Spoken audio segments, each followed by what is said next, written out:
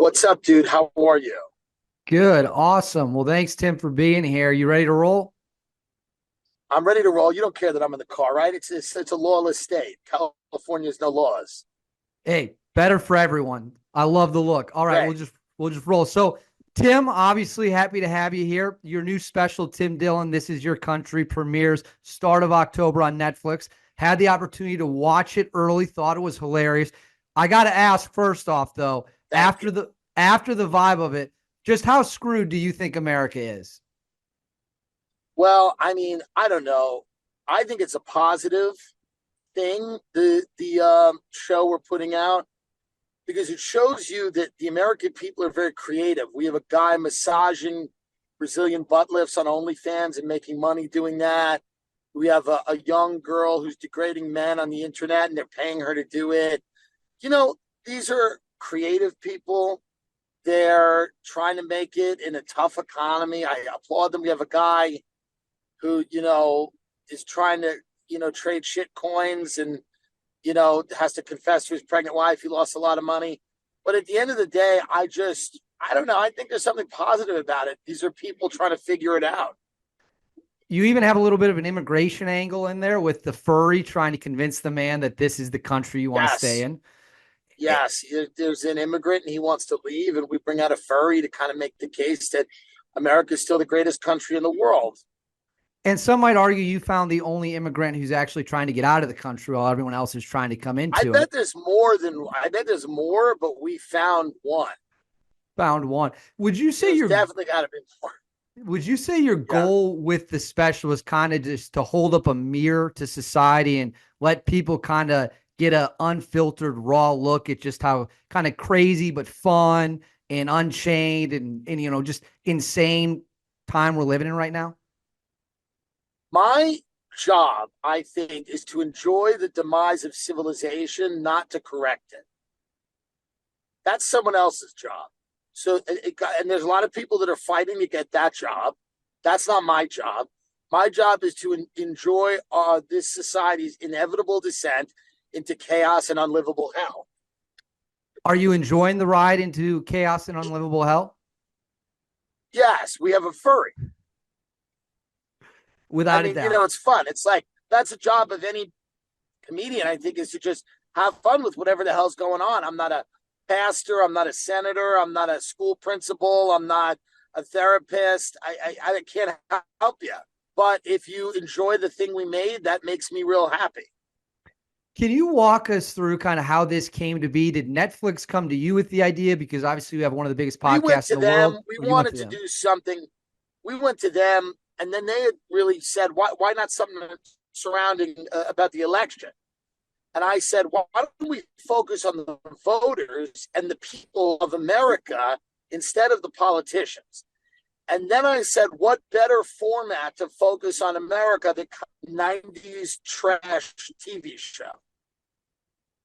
The Jerry Springer model, the Jerry Springer model. And on that note of a 90s trash TV show, we're going to focus on the voter. What shocked you the most about how this all played out?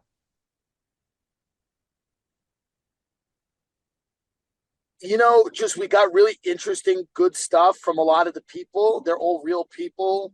We flew them out to LA. They sat down. What shocked me about it is how industrious and enterprising a lot of them are. And even in a real tough country and world, these people are out there trying to the future. And there's something really beautiful and nice about that. I would agree. I mean, even when you go to the OnlyFans, or we're talking about waxing Brazilian butt lifts, which is a very early on in the special, which is honestly hysterical to the point it's almost hard to believe it's even real. I got a question when it comes to joining one of these streaming Yeah. platforms or staying independent. There seems to be a debate in the comedy world. Do you want to Yeah. be on Netflix? Do you want to be independent? For you specifically, what was the main advantage of going to a place like Netflix? Is it just having the massive built-in audience? Yeah. Well, I'll be very honest with you. Ted Sarandos called me personally and offered me $300 million. I'm now the third in command at Netflix. I have more stock. It's Reed Hastings, Ted, and me. We all get along. We like each other. That's why I did it personally, is because I have a tremendous amount of stock and power now and money. I have a lot of money now because of this $300 million Netflix equity swap, I think they call it. I don't know. I have to ask my lawyer. But no, I did it because why not? It's fun. It's more eyeballs. Maybe somebody could see it that lives in Sweden or something. One of those freaks, or a Norwegian with the little chairs they sit on. I think it'd be fun to, get some of those as fans. Oh, well, hey, Tim, we want the world to learn as much about Tim Dillon and comedy as you possibly can, right? That's the goal of what we're That's doing. Very lovely. Thank the good people at OutKick. If the plane is going down, let's at least sit in first class as we fly into this mountain, right? That's right. On Netflix, I am curious to get your opinion on this. Netflix very famously stood by Dave Chappelle when there were calls to cancel him because he had the audacity to make jokes that people, I guess, didn't find funny. I think Dave Chappelle's a great comedian. Did them standing by Dave Chappelle, was that at any point played in the equation to go with them? Did you think, hey, if people come for my throat next, I know that Netflix will tell them to kick rocks? Well, Dave Chappelle's a legend, so I think you're always going to defend the legend, and he obviously deserves it. He's the best.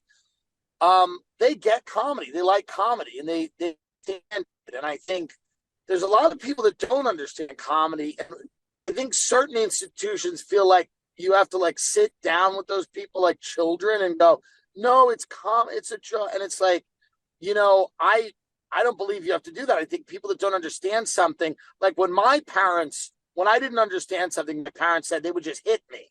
And I think that makes a lot of sense to do with children, hit them or starve them. I think constantly talking to them and telling them why they're wrong is stupid. I believe in kind of brute force and kind of locking them in a room or something like that. So I think that's what Netflix is very good at, is just saying this is comedy.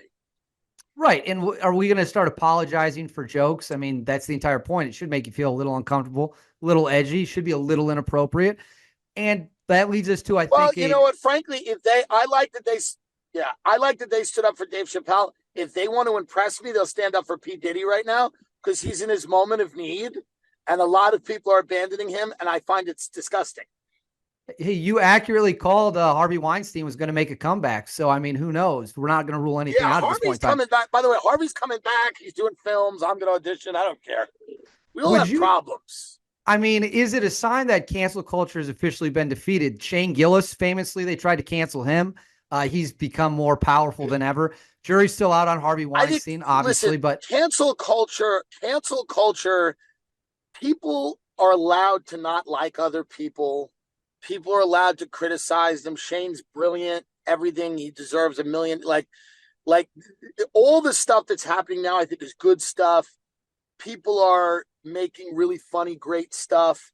I just don't even think we should talk about cancel culture anymore. It doesn't even matter. It's not even real. Listen, I'm in a Rolls Royce right now. You can't see it probably. Should I have 6 Rolls Royces? Absolutely. But that's cancel culture. And it's decapitated me. I have 4 houses. Should I have 9? Yes, but I don't. And you know why? Cancel culture. It's ruined my whole life. My goddamn life's over. But no, it's fine. Everybody's fine. Everyone who's been canceled is a gajillionaire. People need to get canceled. I know writers in LA, they're selling their children on the street. They want to get canceled. They have no money. They're eating ramen. They don't even have money to buy the gun to end it. They would love to get canceled. So canceling, no one cares. Interesting. I like that spin. Very positive outlook on the subject for sure. We're obviously in a very chaotic time period, which is what your special, This is Your Country is all about, with the election, 5 weeks away. Trump, who's up in the polls, we don't know.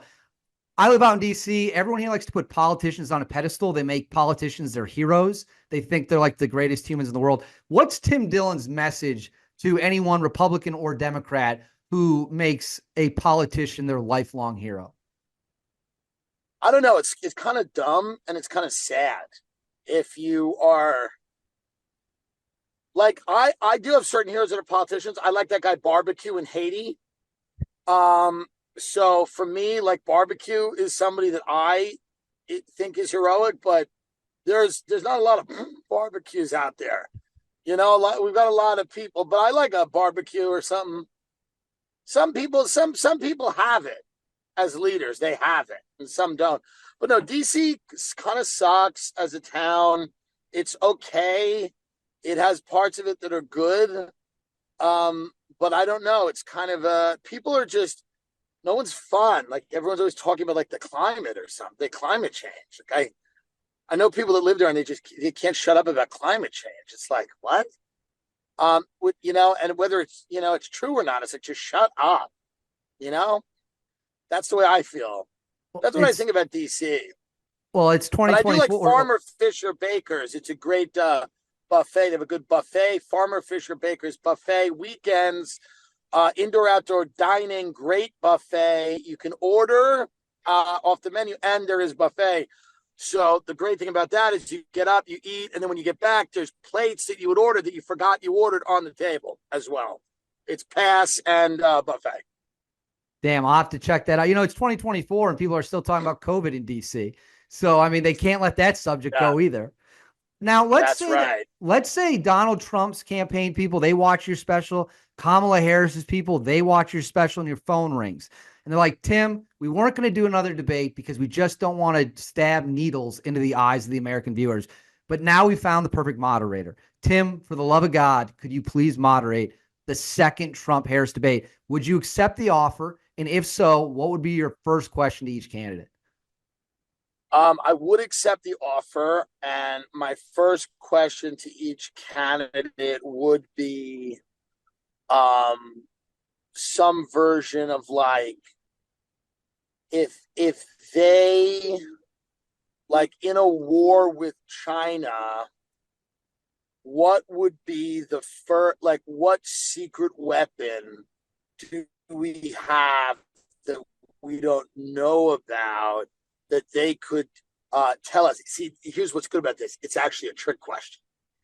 And I say, what do we got that no one knows about? And if one of them is smart enough to go, we can't say that, then they win.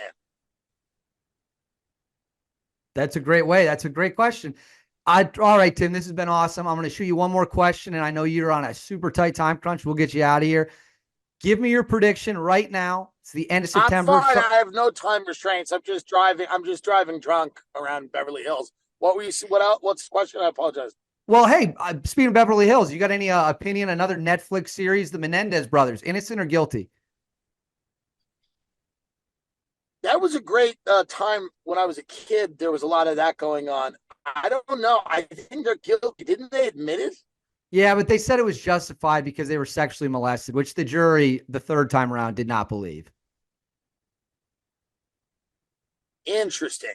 Well, I got to watch that, but not before I watch my own show. But I don't know. I mean, it's an interesting question. They killed their parent. Why would they kill their parent? I guess certain people just do things. Yeah, I mean, it's a tough question, but I mean, I don't know much about it other than like, see, there's the OJ thing, which I knew a lot about. And he was obviously innocent. Whether he's innocent or not, who cares? You think Nicole Brown Simpson was a good person? That's really what it comes down to. It's like, you think she was fun? So listen, everybody gets carried away. That's my last word on OJ. Everyone gets carried away. All right, Tim. The last question. If I saw him in Vegas, even though he did a bad thing, if I saw him in Vegas, I go, "Hey, man, huge fan." Well, he used to. That's the power of fame. If I saw him in Vegas, I'd go, "Hey, man, big fan," and I'd think nothing of it. Well, I think it's like Chappelle says. He did rush for 2,000 yards in a single season. That has to count for something at the end of the day. Of course, it counts for everything. All right, last question, and then we'll get you out of here. Give us your official Tim Dillon prediction. Who's going to win the election if you had to bet on it right now? I think because of the polls I'm looking at, Pennsylvania, Trump, but I don't know. It comes down to so few states.